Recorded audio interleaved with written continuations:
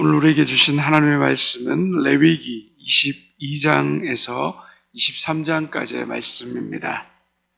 레위기 22장에서 23장까지의 말씀을 함께 보도록 하겠습니다. 1장부터 17장까지 하나님께 나아가는 방법에 대해서 제사를 통하여서 이야기했다면, 정결 규정을 통하여서 이야기했다면, 이제 그 18장부터 마지막 장까지는 우리가 어떻게 하나님과 동행하는가에 대해서 설명합니다.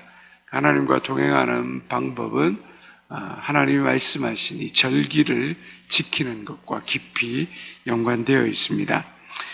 21장에서 22장은 제사장의 의무와 규정을 다루고 있습니다. 특별히 22장 1절에서 16절은 제사장의 먹는 문제, 성물을 먹는 조건에 대해서 말합니다.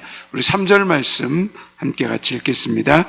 그들에게 이르라, 누구든지 내 자손 중에 대대로 그의 몸이 부정하면서도 이스라엘 자손이 구별하여 여호와께 드리는 성물에 가까이 하는 자는 내 앞에서 끊어지리라.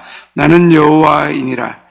거룩한 성물을 먹는 것도 제사의 일부였기 때문에 제사장일지라도 4절에서 9절에 나온 그 레위기 정결법에 의해 부정한 몸으로 성물을 먹지 못했습니다.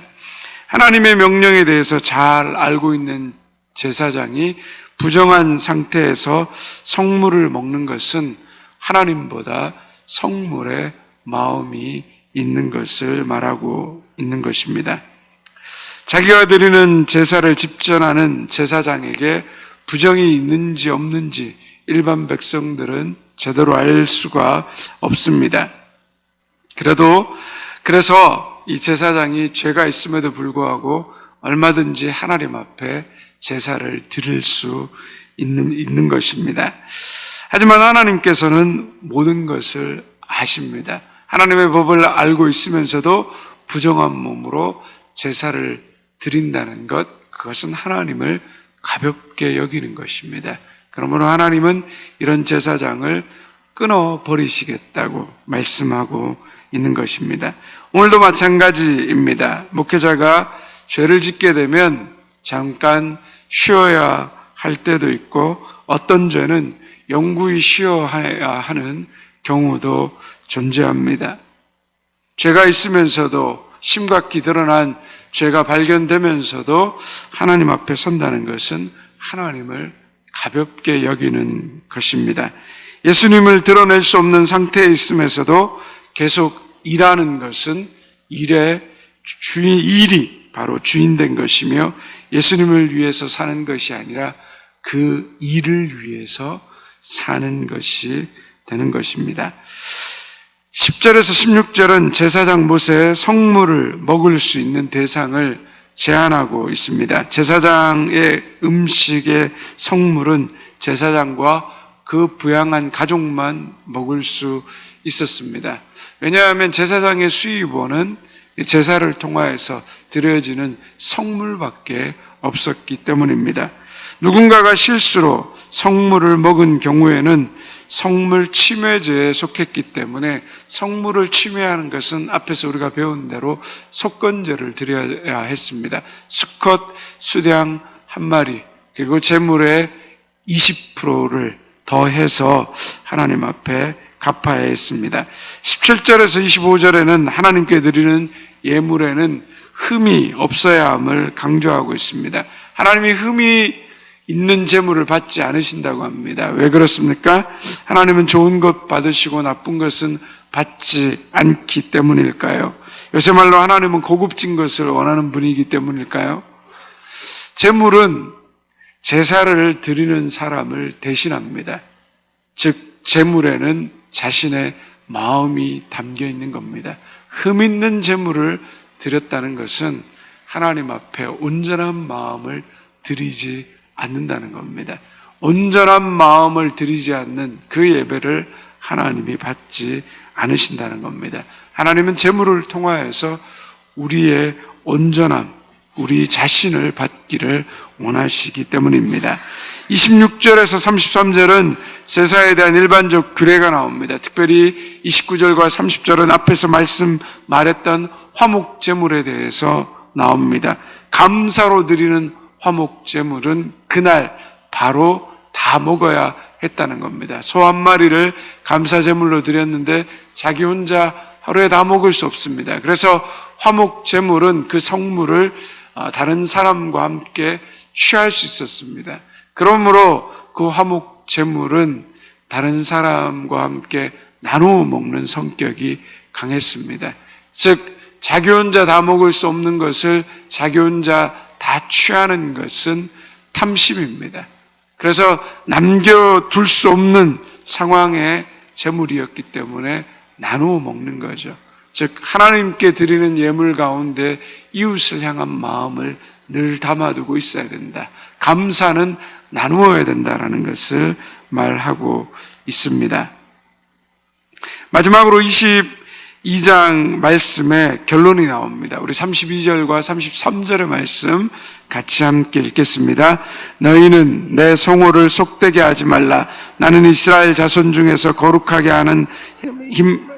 나는 너희를 거룩하게 하는 여호와여 너희의 하나님이 되려고 너희를 애굽 땅에서 인도하여 낸 자니 나는 여호와이니라.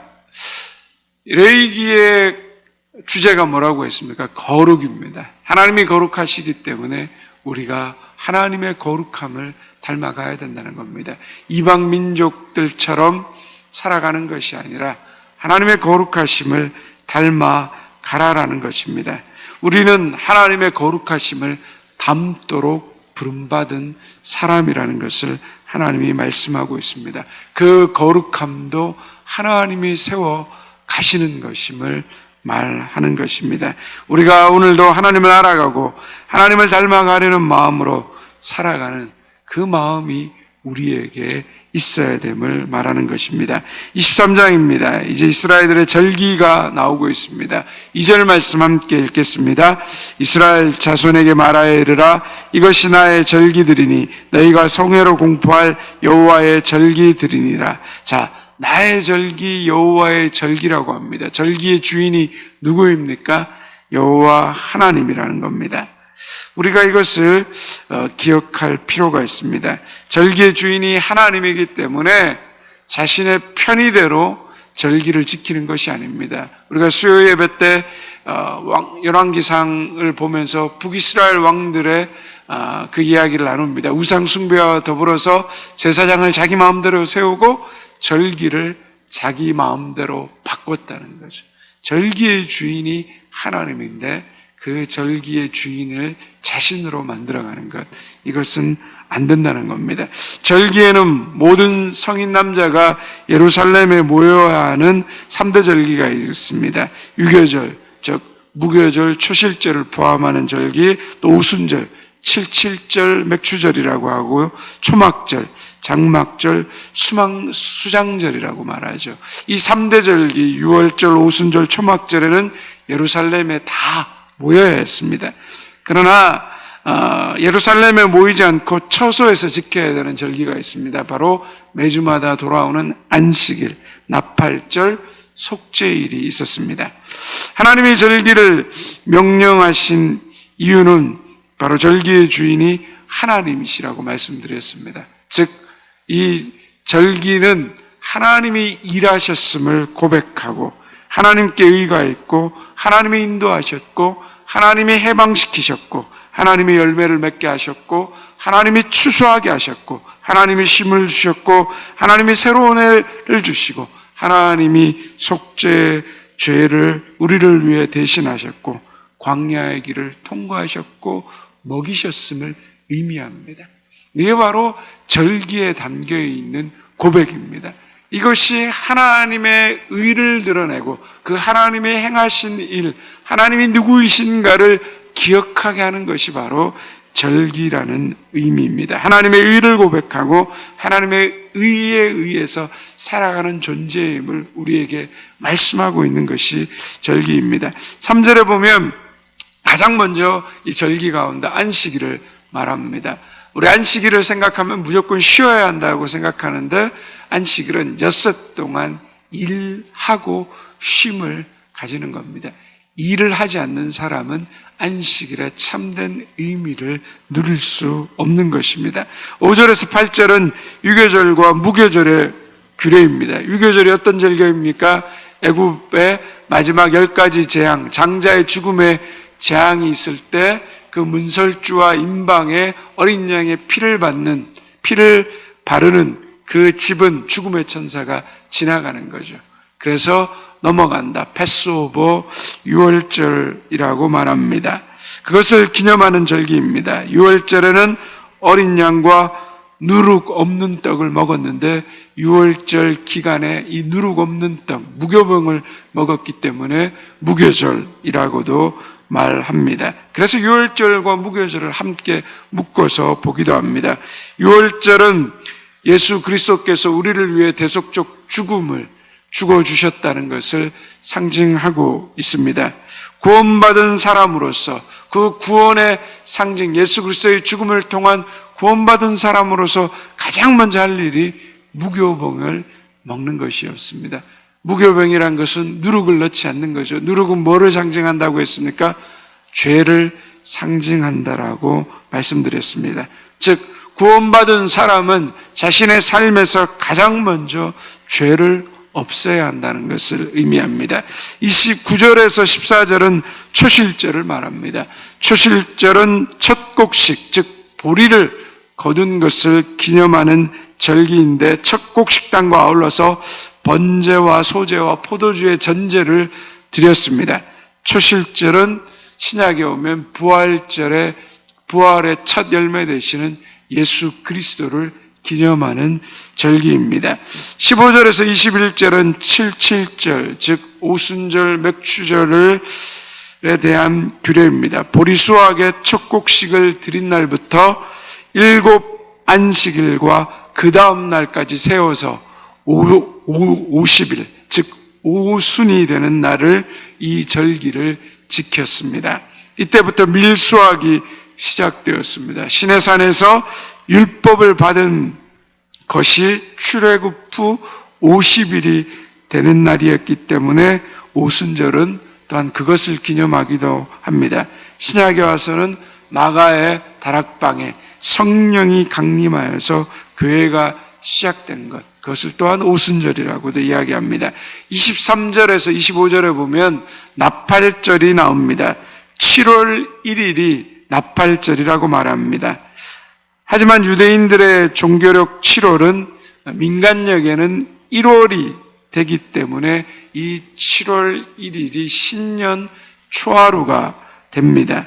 이날이 되면 새로운 한 해를 시작하는 나팔을 일정한 간격으로 하루 종일 불렀습니다.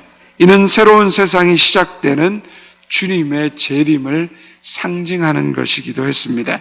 26절에서 32절은 대속죄일을 말합니다. 1년 중에 하루 이스라엘 백성들이 부지 중에 지은 죄, 또 고의로 지은 죄, 그 죄 가운데 또 빠져있는 모든 죄를 사함받는 날이 바로 대속죄일이었습니다. 이날은 27절, 29절, 32절에 보면 스스로를 괴롭게 하고 그리고 성회로 모이고 28절, 30절, 31절에 나온 대로 어떤 일도 하면 안 되었습니다.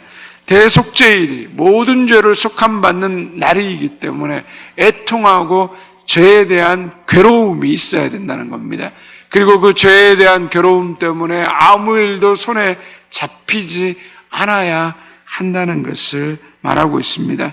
이 괴로움, 이 사망에서 우리를 건져낼 분이 누구이냐는 것입니다. 그것이 바로 신약에 와서 예수 그리스도밖에 없다라는 것을 우리에게 말해주고 있는 것입니다. 33절에서 43절은 초막절에 대해서 말합니다. 이스라엘 백성들이 출애굽해서 광야에서 장막을 치고 생활했던 것을 기념하는 의미로 장막절이라고 말하고 있기도 하고 1년의 농사를 마감하며 모든 수확을 마친 후에 창고에 거둬들인 후에 지키는 절기이었기 때문에 수장절이라고도 이야기합니다. 초막절은 이렇게 하나님께서 이스라엘 백성들을 광야길에서 인도하고 보호하셨다는 것을 기념하는 절기입니다.